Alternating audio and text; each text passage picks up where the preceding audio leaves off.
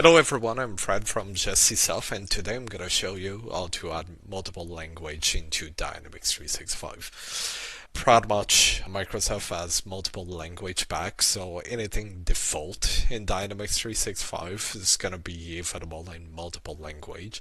Anything custom will need to be translated later on through a tool like XRMToolBox, or you can use also a different way to translate custom information in Dynamics 365. But let's start by just adding a new language pack in Dynamics 365. You'll click here on the wheel, and if you're admin access, you'll have access to the advanced settings. And by clicking, you'll get to the Power Platform environment settings.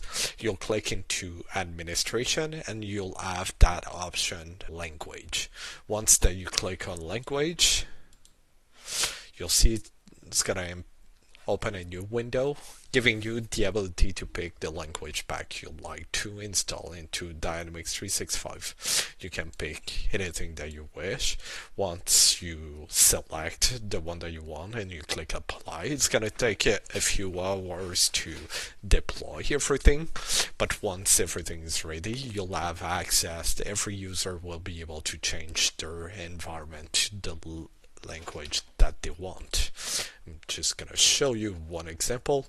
If you're going to personalization settings, once the language pack is installed, they're gonna be able to go into the language section in their personal setting and select the language they wish to have. So here's an example. I did install the French one.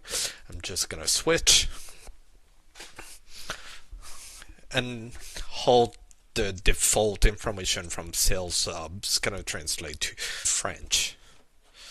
So you can see all the information did change.